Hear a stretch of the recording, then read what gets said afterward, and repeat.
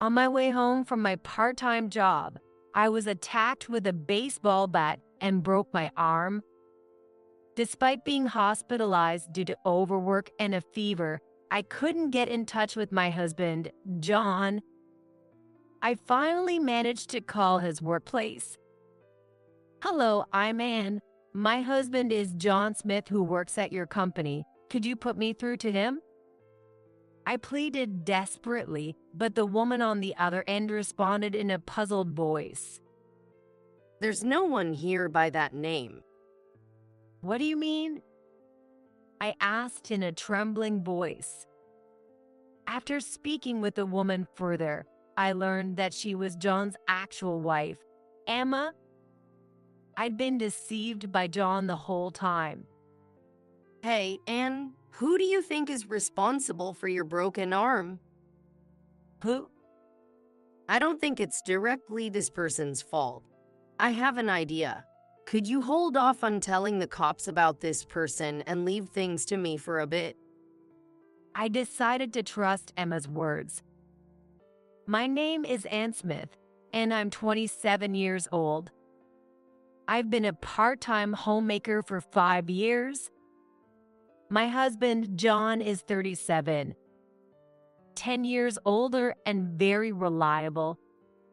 John is a lawyer, which makes his job so busy that he often doesn't come home. I married John right after I graduated from college at 22. My parents were against my marrying him since I'd been dating him throughout college. They told me I was too young, that I should gain some professional experience, and that I was being deceived by a man 10 years older. Shocked by their words, I ran straight to John. He welcomed me into his apartment, and we married soon after. We didn't even have a wedding ceremony. John assured me we'd have one eventually, so we haven't even taken any photos yet. I've been working part-time while waiting for John at our place.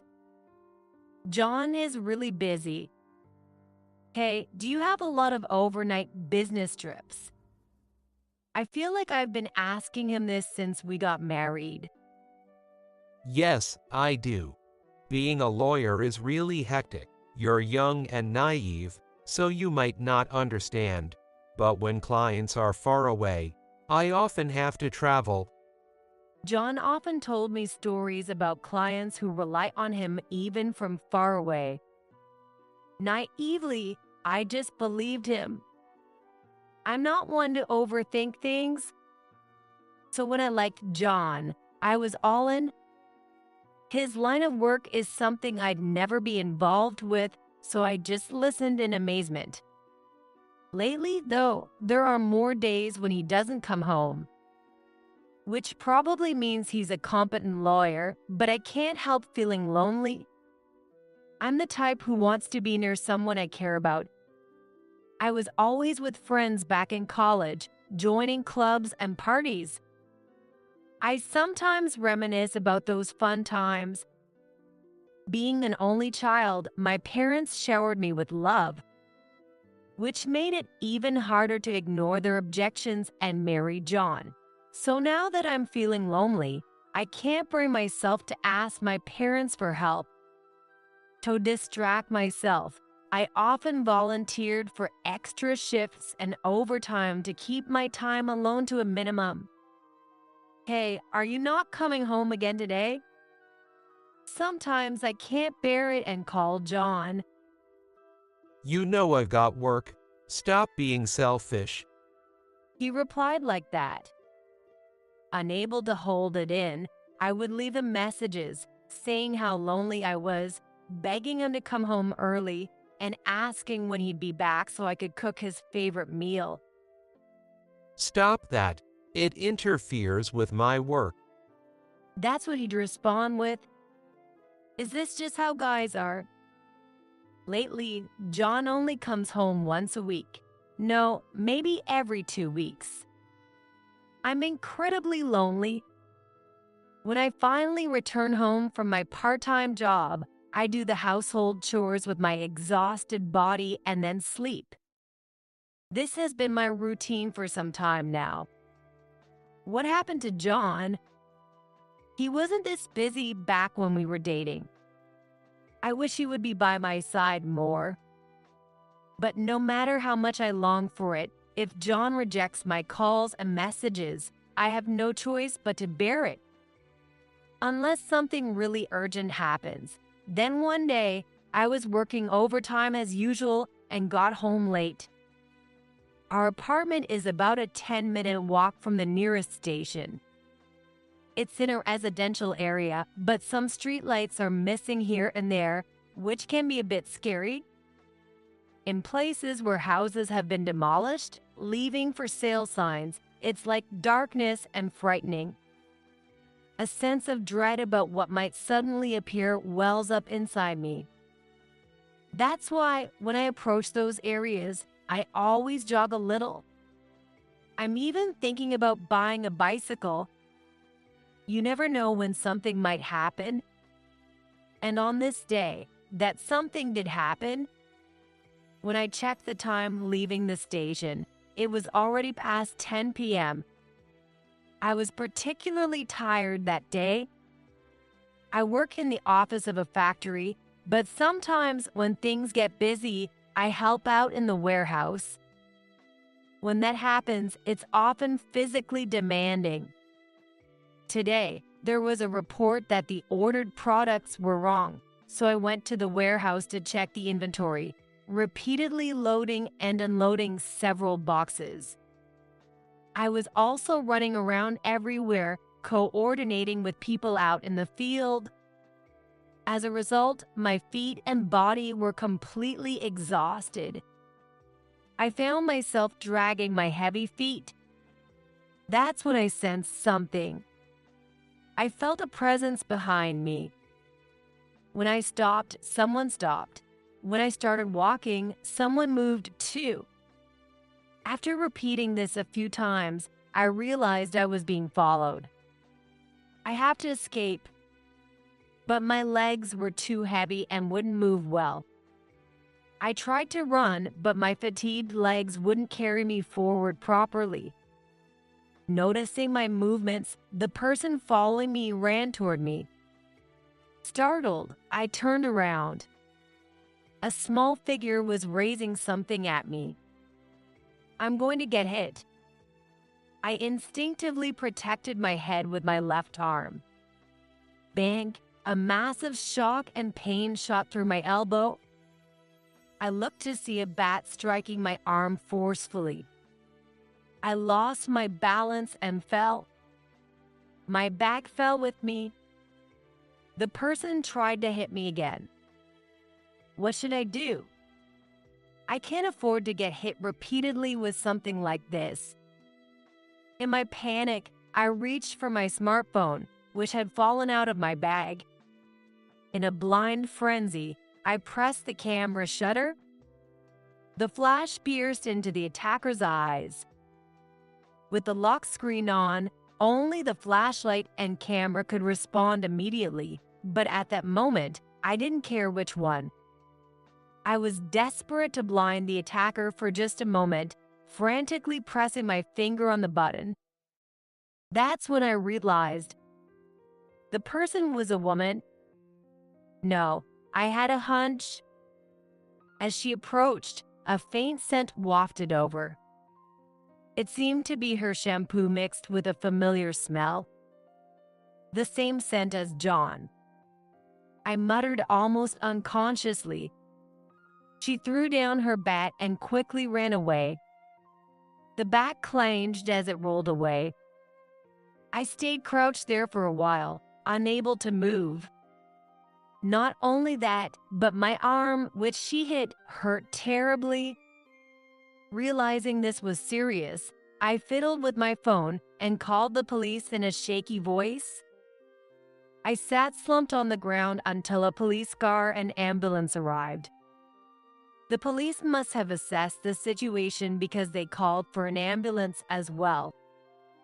When the doctor at the hospital examined me, he said with a troubled look, "This is a pretty clear fracture." "A fracture?" I was shocked. Was I hit that hard? Yes, normally it would have been just a crack, but it seems like you're a bit malnourished. Your bones look a little weak. Make sure to get enough calcium and sunlight. The pain gradually got worse, so I got a shot of painkillers. Well, is it still okay to go to work? I'm in administration. If we cast and immobilize it, you should be fine. However, you likely develop a fever, so would you like to stay overnight? Please. I decided to stay in the hospital. Given the time, I was honestly scared to go home alone. The next morning, I explained the situation to my company and requested 3 days off. Oh my God, you've really been through it. If you're hospitalized for that, it's understandable. Take care. My boss was surprised, but after I explained what had happened and my condition, he graciously approved my sudden time off. However, perhaps due to accumulated fatigue, the fever that had come on didn't go down easily, and I ended up staying in the hospital for 4 days. I managed to inform John by phone. Attacked on the way home and hit. I'd love to come right over, but I'm swamped at work right now. You'll have to manage alone. John snapped impatiently. He seemed ready to hang up, so I clung desperately to the conversation. So when are you coming back? At least tell me that. Don't be ridiculous. I won't know until this is solved. Anyway, I'm really busy now. I'm hanging up. Don't keep messaging me. The call ended before I could say anything more. Lying in my hospital bed, sweating with a rising fever, I kept wondering why John was so busy. When my fever started to go down, I finally decided to contact the law firm where John worked. My altered condition must have driven me to such an idea. Even though my fever had subsided somewhat, I was still feeling the effects. But I didn't know the firm's phone number. So I searched for the name of the firm I heard about while we were dating and managed to find it. When I called, I heard a woman's voice. Hello? Thank you for calling Smith Law Firm. Hello, I'm Anne. My husband is John Smith, who works at your company. Could you put me through to him? I asked desperately, but the woman on the phone replied with a puzzled tone. I'm sorry. There is no such person. What? What do you mean? I continued, my voice trembling. I'm talking about John Smith. I'm his wife, Anne. The woman on the other end of the phone said in a somewhat low voice. Let's talk later. I'm Emma Smith. Could you please give me your phone number so I can call you back? It struck me as curious that she also had the Smith surname, but her calm voice made me respond without hesitation. And then 15 minutes later, she called me again. Hello, you said your name is Anne Smith. Yes, I'm John Smith's wife. Excuse me, but what's the name on your driver's license?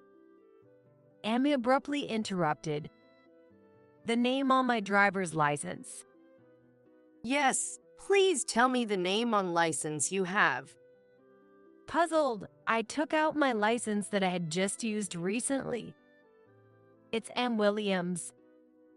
Oh, I see. Emma sighed deeply. Anne, listen carefully, okay? Like I said earlier, I'm Emma Smith, John Smith's wife. I'm his real wife. What do you mean? I reflexively asked, forgetting what she had said earlier. Calm down, Anne. First, I'd like to hear why you went out of your way to call this place. What exactly happened?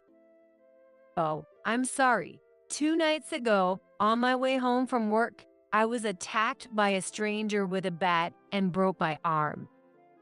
A stranger. I heard her gasp on the other end. I've got a fever now, so I'm in the hospital. I'm sorry. I think your husband and mine just have the same name. I'm really sorry for causing this confusion. No, it's okay. But is your arm going to be all right? My doctor said I'll be fine if it's immobilized for a while. But I'm in the hospital because I have a fever from the injury and some exhaustion. Emma didn't interrupt and calmly responded to everything I said. Oh, no? The exhaustion must have caught up with you. But listen, and that name on your driver's license, Ann Williams, that's your real name. What? I reflexively asked back. I didn't understand what Emma was saying. Hey, Ann, I'd like to talk with you after you get out of the hospital. I'd also like to look into some things, so let's meet on your day off. My number should show up on your phone. This is my personal number, so call me if anything comes up. Emma said this before hanging up. I couldn't comprehend what I had just been told. Driver's license. What does that mean? After graduating college and getting married, John said I could continue using this name, so I just went along with it. But then why? A week later, I met Emma at the hospital while getting a checkup. I had unexpectedly gotten some time off.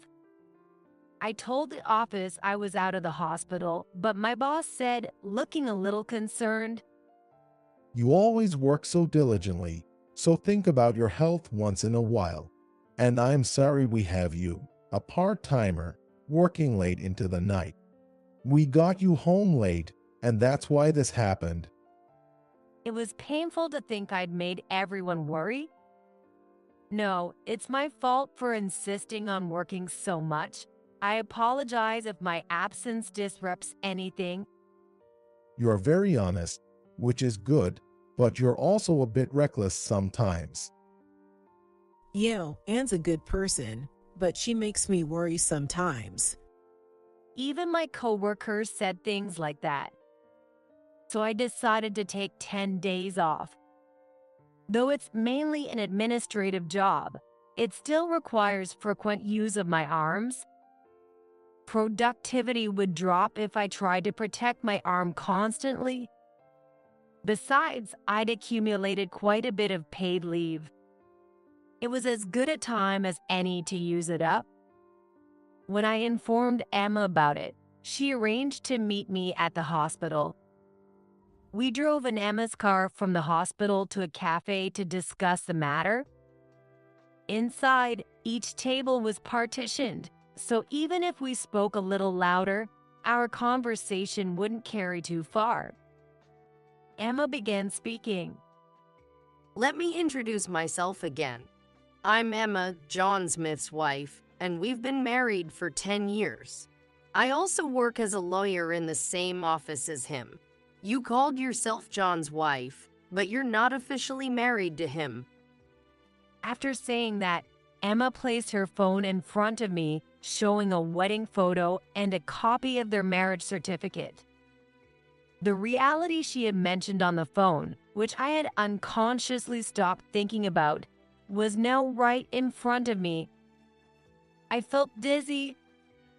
Hold on, please listen carefully. Emma said with a serious expression, Yes. I've suspected John of cheating for a while and tried to catch him, but he's in the same field as I am and hasn't slipped up. If I'm not legally married to John, then I must be the other woman. That realization hit me like a ton of bricks. So, when he only comes back every week or two, he's actually returning your home? Yes, John travels often and is frequently away for business. He rarely comes back to our home either. But why is that? I thought I was married to John all this time. Emma sighed deeply. And how old are you now? How many years ago did you think you got married? My age? I'm 27. I thought we got married 5 years ago when I was 22, right after I graduated from college. You were young. You're working part-time now, right? That must be tough. Though unsure of her intention, I nodded. Like I said on the phone, I took some paid time off. No, that's not the point. The tough part is that John manipulated you into believing his words while you had little life experience. You fell for his smooth talk. I was shocked that Emma criticized John so bluntly. Smooth talk. Didn't it strike you as odd that you could use your driver's license? Do you have it with you now? Following her instructions, I pulled out my driver's license from my wallet. Emma examined it and muttered, "I knew it." You've been keeping your maiden name? What? But I've been able to use it. Is there an issue? Of course, it's valid. You haven't submitted your marriage certificate, and your last name hasn't changed. And from my perspective, you're John's mistress. Not officially married to John. My head was spinning as the truth set in. Emma reached out and held my hand, reassuring me. Oddly enough, I felt no anger towards her. No, it was more like none of this felt real. It's tragic how you got tricked by John. But honestly, Han, you were a blind spot for me. A blind spot. The person I suspected of cheating with John was this woman. Emma showed me a photo of a woman, and my gaze was instantly drawn to it. This woman. You know her? I gasped, pulled out my phone, and opened my photo album. There it is. I showed Emma a photo. This is the woman who hit me with the bat. In the picture was a woman wearing a bomber jacket, holding a bat. She was the same person as in the photo Emma had shown me. Nice work, Anne. Have you shown this to the police yet? No, I just realized it now.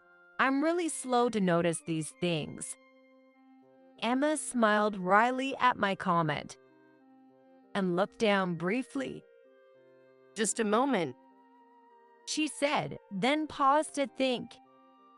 After a moment, she looked up and asked, Anne, who do you think is responsible for what happened to your arm? That person, I guess. But I don't think she's the real cause. So, before we talk to the police about her, could you let me handle this a bit? I nodded silently. I felt helpless and thought I had no choice but to rely on her. A week later, John finally came home. Welcome back. That was a long business trip. I missed you. As I greeted John and hugged him, my arm cast bumped against his chest. Oh, you okay with your broken arm? It wasn't okay. I thought about contacting you so many times. I tried to send messages, but I followed your instructions not to. Actually, I was hit with a bat. I stepped back from John as I spoke. But it's okay now. I went to the hospital by ambulance and got it checked out. I deliberately didn't mention the police. By the way, I have friends visiting today. New friends, that's unusual. Is it someone from work? No, they are new friends I made recently. Come, I want you to meet them. Smiling, I took his hand and led him to the living room. As I opened the door, two women sitting on the sofa watching TV turned around. Everyone, John is back. Hey, welcome back, John. So, you've come back here too, right? Emma and Nancy, why are you two together? One was Emma and the other was Nancy, another woman John had cheated with, who had attacked me. Sit down, please. I pushed a stunned John towards them with my good hand. They forced him into a seat from both sides. What are you two doing here? Why? Because we've become good friends. Nancy's comment made all three of us chuckle. Look, John, you told me that your wife always belittled you at the office and at home, and you wanted to hit her. So, I want to teach her a lesson, you know? What? This N isn't your wife, right? I got it wrong and broke her arm. It's your fault. What? You broke Anne's arm, Nancy. So I thought I'd go to your wife's place, followed you home from our place, and attack the woman living there. But it was big mistake. That's right. Nancy was the person who had attacked me. Emma had directly visited Nancy once she had figured out who she was to explain what happened and asked for her cooperation. In return, she would also defend me in the assault case. I didn't ask for that. Really, Nancy, did you do it? Hit Anne with a bat. Not asked for? Didn't you think I would do something like that? But now, I really want to hit you. Nancy smirked and repeatedly hit her right fist into her left palm. Wait, why me? Are you stupid? Even if I'm a mess, you think I'd cling to a guy who was seeing three of us? I can't believe I fell for such a guy. Makes me feel so stupid. Nancy spoke candidly to John, and then I thought to myself, I was really a fool too. I was simply someone John kept around, yet I convinced myself I was his wife, believing only his words that he had filed our marriage certificate. Looking back, I had only signed it. I had left the filing to him. Why hadn't John suggested we file it together? It was obvious. He couldn't file it, and that's why we didn't go together. I ignored reality, preferring to hold on to the dream of being married to him. I didn't care that I didn't have a marriage certificate. But this is... We don't care about your excuses. Emma's firm voice cut through as John stood trembling, facing an increasingly agitated Nancy. With Anne's discovery, we now have all the evidence of your infidelity. I've already told my father everything. My father-in-law. John's face turned pale. The man was clearly significant in his life. Yes, I presented all the evidence to my father, who had mistakenly trusted you and taken you as his son-in-law.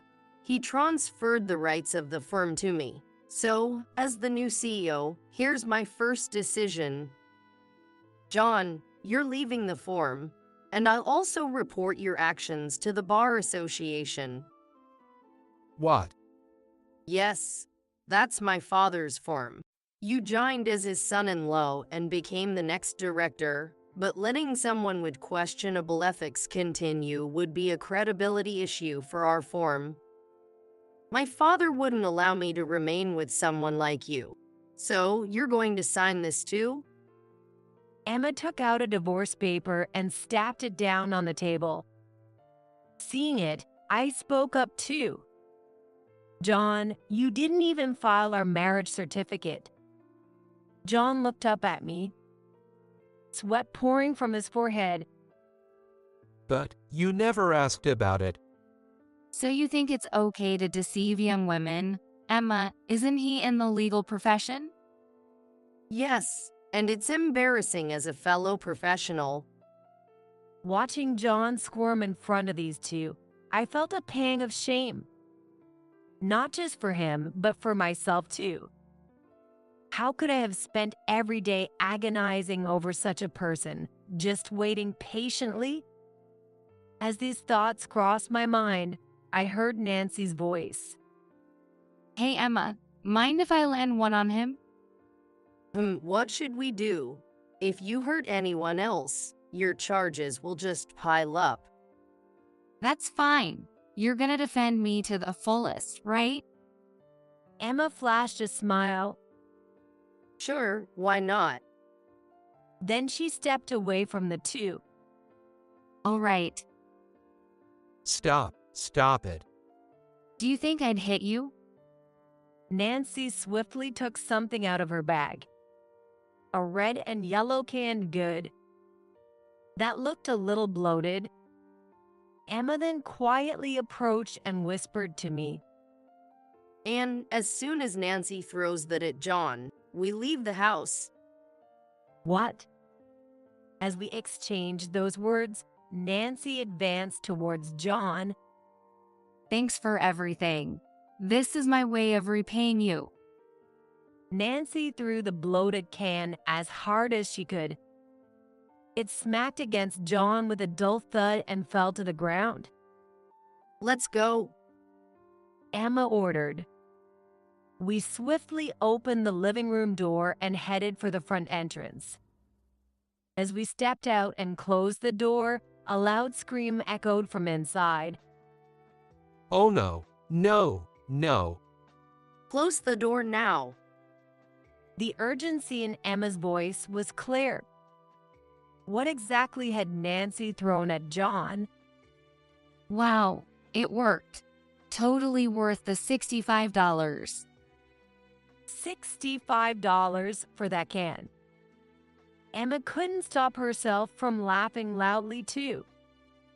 Yeah, it costs that much because it's Surströmming. Nancy added, noticing my confusion. People call it the world's smelliest canned food. It ferments at room temperature, which is why it bloats like that and eventually explodes. I always wanted to try it once. Never thought I'd throw it at him, though. And you made sure to leave it out at room temperature so it would explode, right?